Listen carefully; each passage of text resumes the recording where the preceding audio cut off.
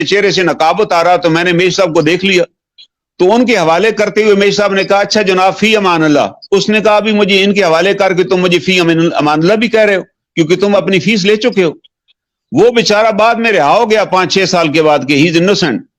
آپ سوچیں ایک پوری فیملی کو اٹھایا گیا پاکستان سے، رحیم یار خان کے علاقے سے، اس کا بھی مشرف صاحب نے ذکر کیا ہے.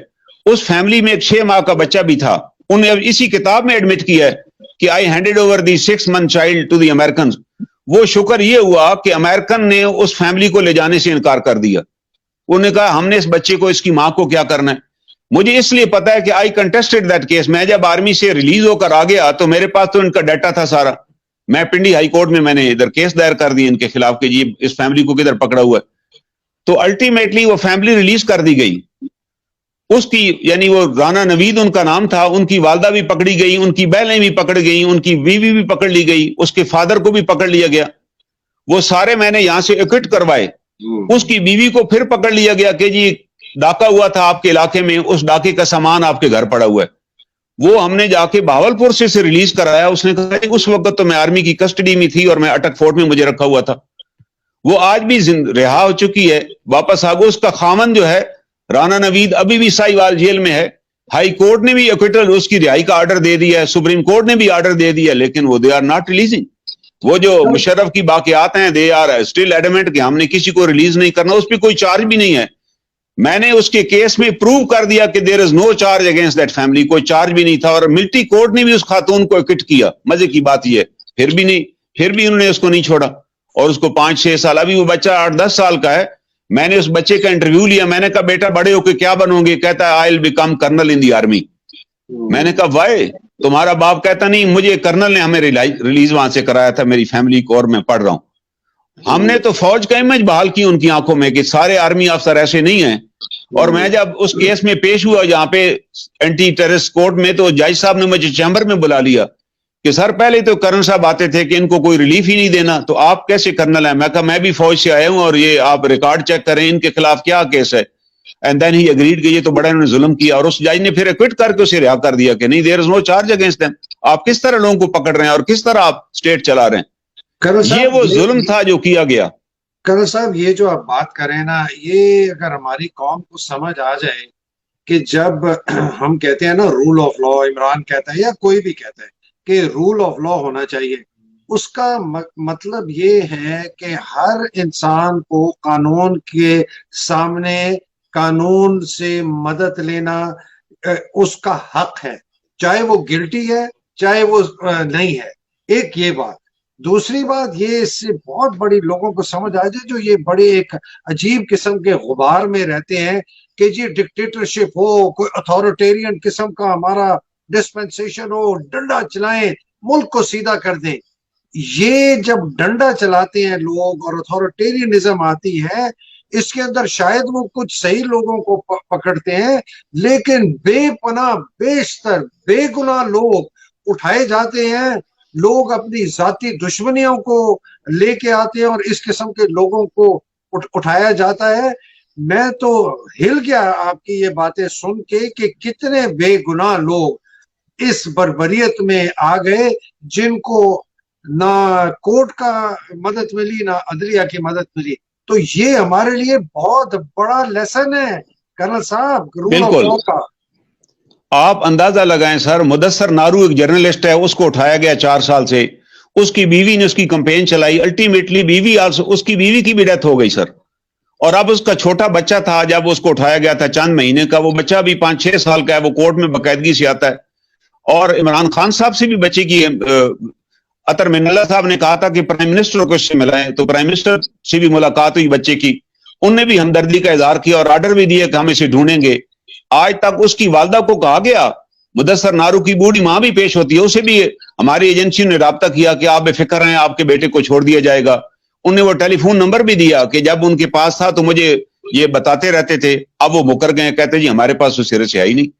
حالانکہ اس پہ جج صاحب نے آرڈر دیا، انہوں نے فائن بھی کیا. انہوں نے کہا یہ آپ کیا مذاق آپ بنا رکھا ہے، پھر کدھر چلا گیا وہ. اسی طرح ایک اور انجینئر ہیں، ان کو لاہور ان کے بچوں کے سامنے اٹھایا گیا. ان کی فرد، ان کی مسز جو ہے وہ باقاعدگی سے پیش ہوتی ہے کورٹ میں، شی از این ایڈوکیٹ.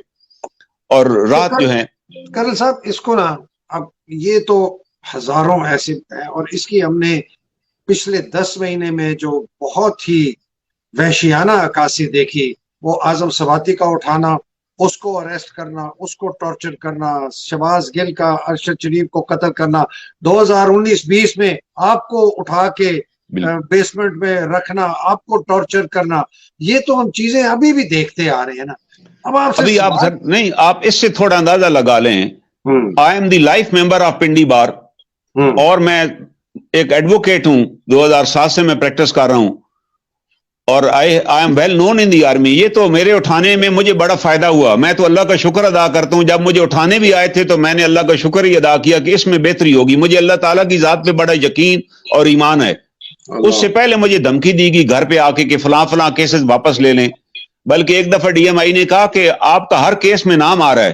میں نے کہا میرا نام نہیں آتا، نام آپ کا آتا ہے تو مجھے وہاں پیش ہونا پڑتا ہے. آپ کیوں ایسے کام کرتے ہیں کہ آپ کا نام آئے؟ انہیں مجھے کہا کہ آپ ان کیسز کو چھوڑ دیں، any thing can happen to you. میں کہا نو پرابلم، میں اپنی ڈیوٹی پوری کروں گا. میں نے سروس میں بھی ڈیوٹی پوری کی ہے، ابھی بھی پوری کروں گا، آپ بے فکر ہو جائیں. تو مجھے وہاں جا کر پتا چلا جب میں ان کی کسٹڈی میں تھا کہ how much I am popular in the army. مجھے جو ان لوگوں نے، جو نیچے لوگ تھے، جو مجھے ریسپیکٹ دی، جو مجھے ریگارڈ دیا، میں آئی واز اسٹانشڈ کہ میں نے کہا اچھا. انہوں نے کہا سارا آپ اپنا کام جاری رکھیں، زندگی میں کبھی پیچھے نہ ہٹیں. مجھے تو ایک اور کنوکشن ملی، اور مجھے اس دن، جس دن یہ باجوہ صاحب کی پارلیمنٹ سے ایکسٹینشن کی منظوری ہو گئی، اس دن ایک سینئر افسر ملنے آئے اور بڑے ریلیکس ہو کر کہا کہ اب فیصلہ کر لیں، اب آپ کو رہا کر دیا جائے گا، اب ہمیں آپ سے کوئی خطرہ نہیں ہے. ان کو 20 کروڑ میں سے ایک ہی بندے سے خطرہ تھا کہ ایکسٹینشن کے اوپر یہی ریز دی وائس، کیونکہ میں نے کیانی صاحب یہ ایکسٹینشن تو فوج کو تباہ کرنے والی بات ہے کہ ایک بندے کو آپ 4 سال کے لیے بٹھا دیتے ہیں، 3 سال ایک اور دے دیتے ہیں، اس کے ساتھ کے سارے کور کماؤ. یہ اس پہ میں بعد میں ڈسکس کروں گا کسی علیحدہ پروگرام میں کہ اس کی وجہ سے آرمی پہ کتنے برے اثرات مرتب ہوئے. ان ایکسٹینشن کی وجہ سے ادارہ بطور ادارہ ہی ختم ہو گیا، ایک مافیا بن چکا ہے وہ. صاحب ذرا یہ وہ خرابی تھی. کرن صاحب تھوڑی سی اس پہ بات کریں، بیسک پہ آتے ہیں، تھوڑی سی اس پہ کریں، کیا ادارے میں تباہی ہوئی ہے سر؟ دیکھیں، ہوتا یہ ہے کہ کور کمانڈر کا ٹینیور ہے 4 ایئرز اور آرمی چیف کا ٹینیور ہے 3 ایئرز. یہ وزڈم ہے اس کے اندر. ایک ہوتا یہ ہے کہ انہی کور کمانڈر میں سے ایک آدمی آرمی چیف بن جاتا ہے. جب وہ آرمی چیف بنتا ہے تو سارے کور کمانڈر اس کے اپنے کورس کے ہوتے ہیں، جن کے ساتھ اس نے ایز اے کور کمانڈر رہا ہوتا ہے، ان کے ساتھ ایکسچینج آف ویوز کی ہوتے ہیں. They are very frank. اب وہ چیف بنتا ہے تو they are bold to talk to ہم. وہ ڈسکس کرتے ہیں ہر بات کہ یہ آپ نے کیا کیا ہے. مشرف جب چیف بن گئے تو سارے کور کمانڈر ان کے ساتھ کے تھے، دے ور ٹوگیدر. وہ آپ گپ بھی لگاتے تھے، دے ور فرینک. اور پہلی جو میٹنگ مشرف صاحب نے کی نا بطور آرمی چیف کے، اس میں انہوں نے کہا جی میں نے راشد قریشی کو جنرل بنانا چاہتا ہوں. راشد قریشی صاحب جو تھے وہ بک ہو چکے تھے پہلے ہی، وہ سپر سیڈ ہو چکے تھے، اب انہیں گھر ہی جانا تھا. لیکن مشرف صاحب وانٹڈ ٹو میک ہم جنرل. انہوں نے کہا میں اسے جنرل بنانا چاہتا ہوں. تو کور کمانڈر سارے پڑ گئے. انہوں نے کہا اس Rashid Qureshi is uniform, he is because of you, he doesn't deserve to be general. آپ گھر بھیجیں اسے. تو مشرف صاحب چپ کر گئے، خاموش ہو گئے. لیکن جس دن مشرف صاحب صدر بن گئے، ٹیک اوور کیا، پھر انہوں نے کور کمانڈر سے نہیں پوچھا، انہوں نے پروموٹ کر دیا اس کو میجر جنرل. پیپر پہ ہی وہ میجر جنرل بن گئے. اس کے لیے نہ تو کوئی بورڈ ہوا، اور بغیر بورڈ کے آپ نے کیسے اسے پروموٹ کر دیا؟ کیونکہ اب انہیں پتا تھا، اب وہ جو لیفٹیننٹ کرنل تھے نا مشرف کے زمانے میں، بریگیڈیئر تھے، وہ لیفٹیننٹ جنرل بن چکے تھے. ان میں سکت ہی نہیں تھی، اس سے سوال بھی کر لیتے. وہ سمجھتے تھے ہم جو کچھ ہیں مشرف صاحب کی وجہ سے. اسی طرح باجوہ صاحب کے جو ساتھ کے تھے ان کے پیئرز، وہ تو ریٹائر ہو گئے سارے. اب وہ جب ایکسٹینشن انہیں ملی تو سارے وہ لوگ تھے جو اس زمانے میں بریگیڈیئر اور میجر جنرل تھے. جو میجر جنرل تھے انہوں نے کبھی ان کے ساتھ کام ہی نہیں کیا ہوا تھا. اور فوج میں وہ جو کمانڈ فیئر ہوتا ہے جو کیڈٹ کے ذہن میں بٹھا دیا جاتا ہے پی ایم اے سے کہ آپ مجھے دیکھیں تو 10 دفعہ سلام کریں، سلام سر، سلام سر، وہ ان کے ذہنوں میں تھا. تو جو مرضی باجوہ صاحب کریں، کسی کی ضرورت ہی نہیں تھی بات کرتا ان سے. اگر وہ وہی پرنسپل رکھا جاتا 3 ایئرز اینڈ 4 ایئرز والا، جو بڑا سوچ سمجھ کے رکھا گیا تھا، اس کے پیچھے بڑی وزڈم تھی کہ وہ کور چیف کو کہہ دیتے تھے کہ یہ آپ نہیں کر سکتے. آپ دیکھ لیں دنیا میں جتنے ملک تباہ ہوئے نا، وہ ڈکٹیٹرز کی وجہ سے تباہ ہوئے.